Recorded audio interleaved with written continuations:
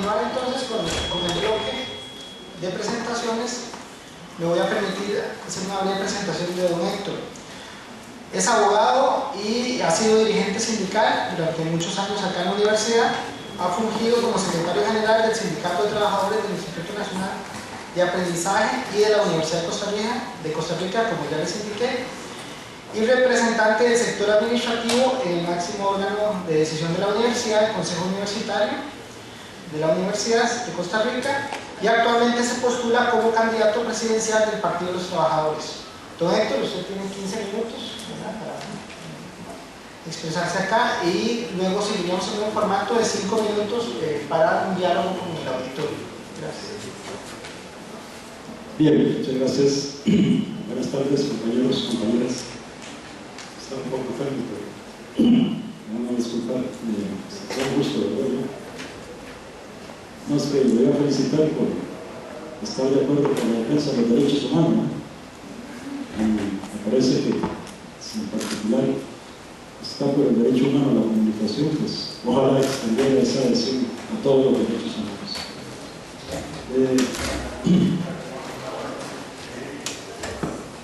Quiero, por supuesto, agradecer y reconocer a quienes han tomado esta iniciativa, que me parece,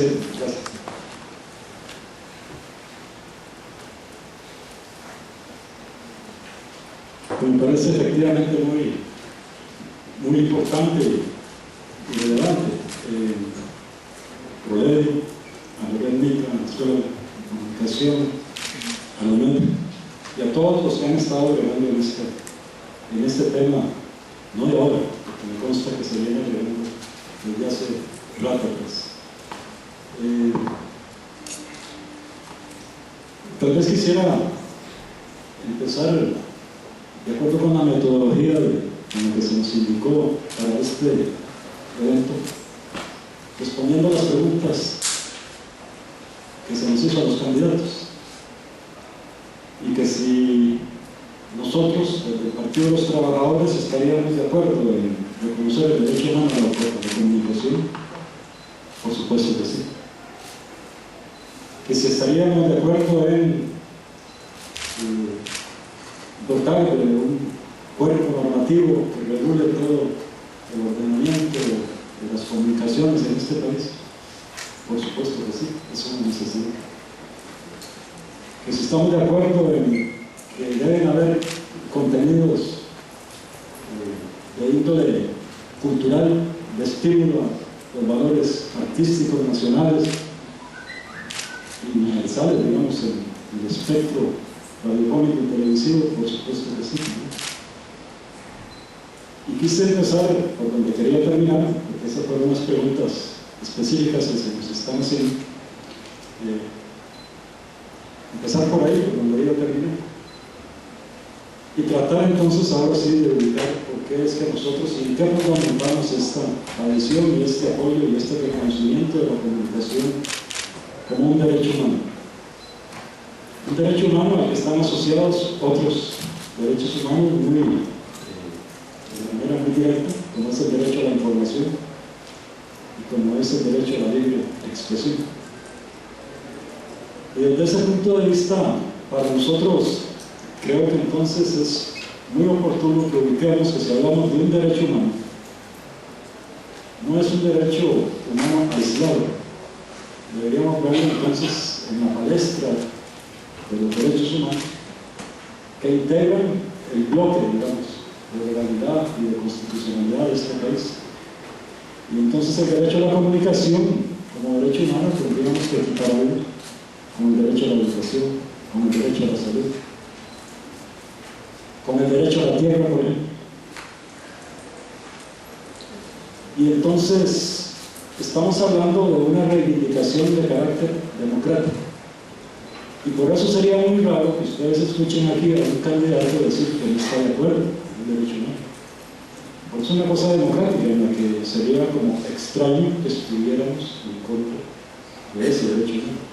Salvo los cívicos, ¿verdad? Que vengan a mentir aquí.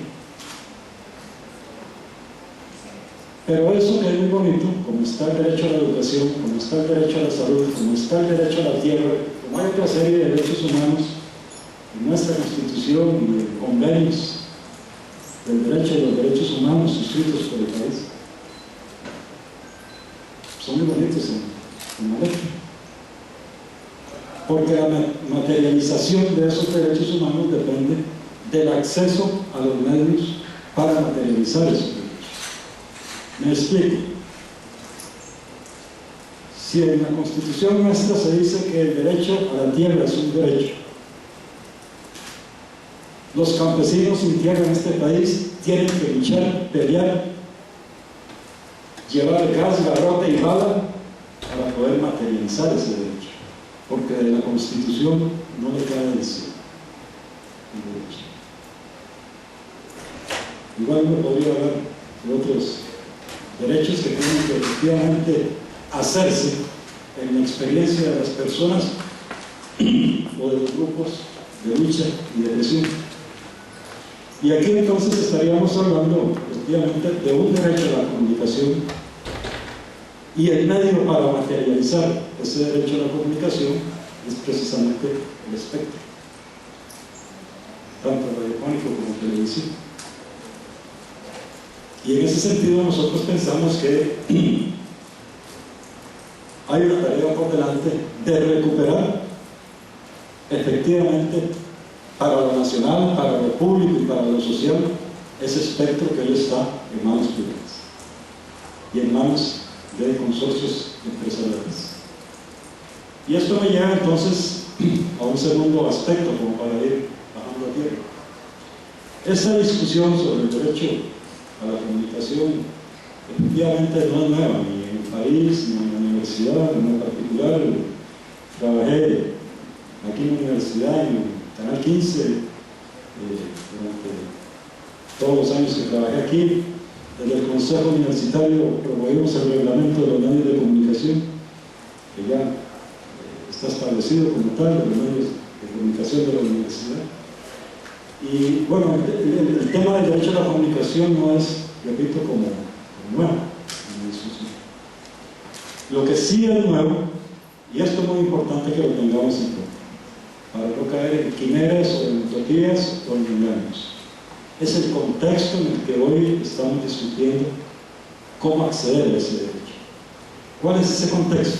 El que ha impuesto, a partir de los tratados de libre comercio, esta lógica infernal y aberrante del mercantilismo a ultranza, de la apertura, porque en materia de telecomunicaciones hoy estamos discutiendo este derecho en el marco de una apertura del mercado de las telecomunicaciones, es decir, de un canal abierto para la inversión privada, extranjera y nacional. Si queremos entonces efectivamente materializar un derecho y no dejarlo en una letra muerta, tenemos que tener políticas claras de cómo vamos a intentar y hacer material este derecho en ese contexto, cuando toda la tendencia más bien empuja lo contrario. Entidades como la SUTEL, por ejemplo, fueron diseñadas al propio precisamente para implementar la apertura en telecomunicaciones, es decir, la entrega de un bien de mañana, un bien nacional del Estado. Además ya está. Entonces, ese contexto para nosotros es muy importante porque como partido, en lo particular, con respecto a las telecomunicaciones y en general con respecto a los tratados de libre comercio, nosotros estamos por la derogatoria de los tratados de libre comercio. Y vamos a tratar de recuperar la soberanía nacional en lo que tiene que ver con telecomunicaciones. Y cuando hablamos de esto, hablamos así como hoy, y se los puedo contar porque es una realidad, los campesinos de Medioqueso están a punto de ganar la tierra con la lucha, con la movilización, y ¿saben a través de qué vía jurídica? Lo están logrando a través de la expropiación. Que nosotros veníamos exigiendo la expropiación de esa finca para que se repartiera entre las familias campesinas. Hoy hay que hacer algo similar con respecto al espectro nacional y recuperarlo precisamente para democratizar el acceso a la comunicación. Nada hacemos, repito, con la letra, si no tenemos el medio de producción a nuestro servicio, si no tenemos ese acceso. De tal suerte que para nosotros entonces este contexto es muy importante tenerlo presente actualmente para esta lucha, porque es una lucha que tenemos por delante. Y miren ustedes, ¿cuál es el estado actual normativo de la comunicación en este caso? Hemos llegado hoy al absurdo de que se está intentando criminalizar el acceso a ese espectro radiofónico, por ejemplo.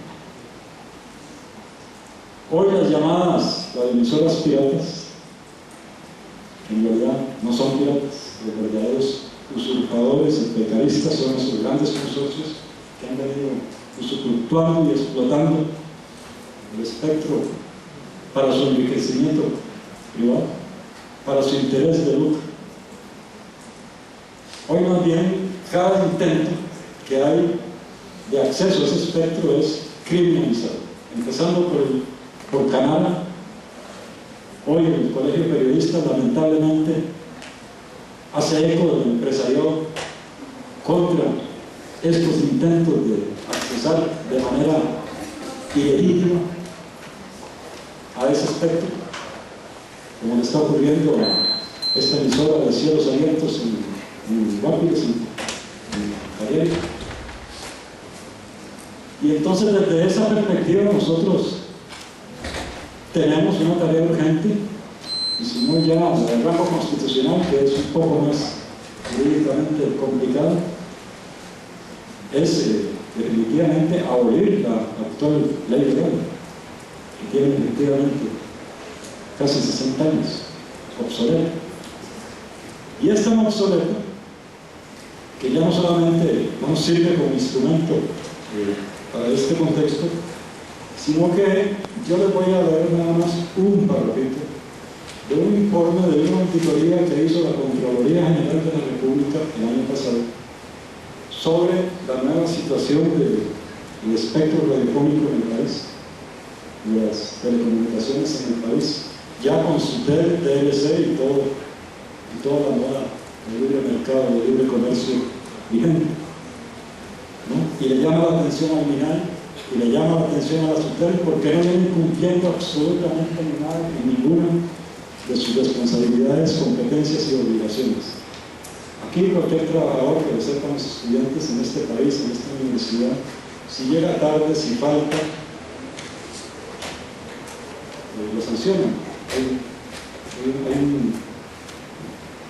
una especie de escala de sanciones según las faltas. Y en este país vemos que los grandes jerarcas son negligentes, no cumplen con sus tareas, no cumplen con sus deberes, y la corrupción cunde de este siniestro, y aquí nadie los sanciona, la impunidad va a este siniestro.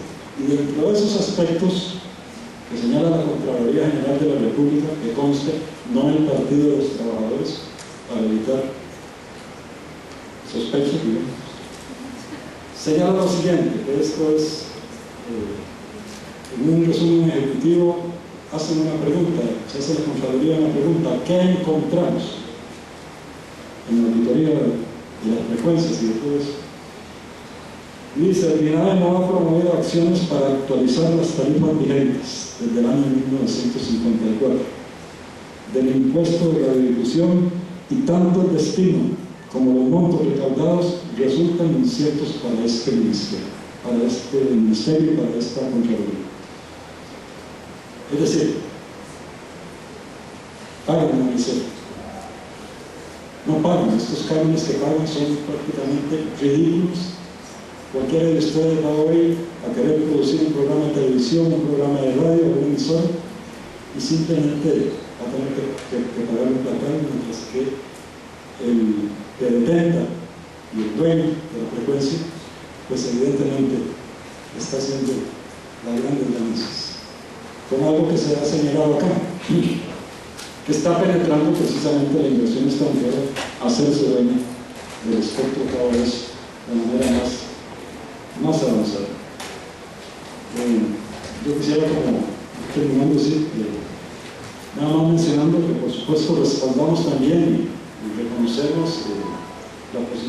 corriente y de dignidad de la Universidad de Costa Rica con respecto a su posición en esta discusión que es hoy candente, de la migración de la televisión analógica a la televisión digital, en donde sabemos que ahí también hay una gran voracidad de inversionistas y en donde quieren sacar efectivamente el interés público y social de ese aspecto.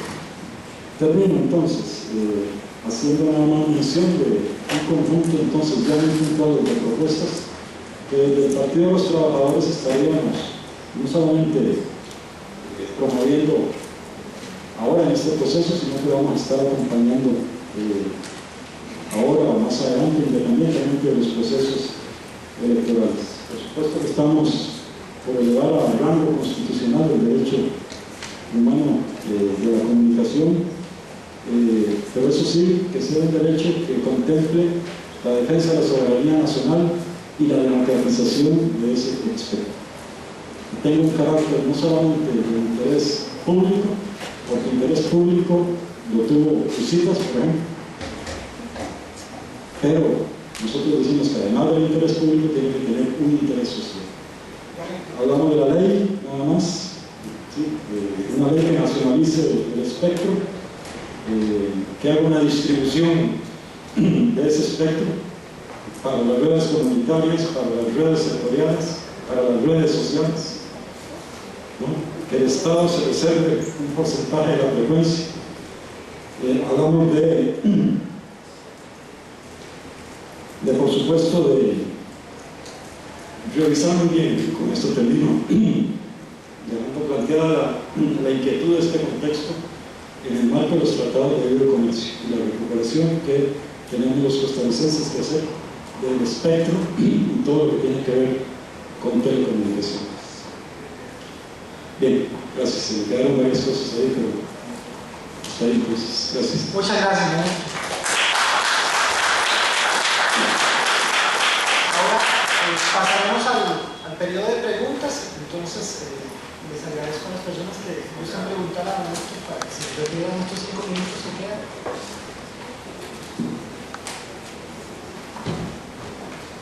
¿Hay una otra pregunta? ¿Alguna pregunta, perdón?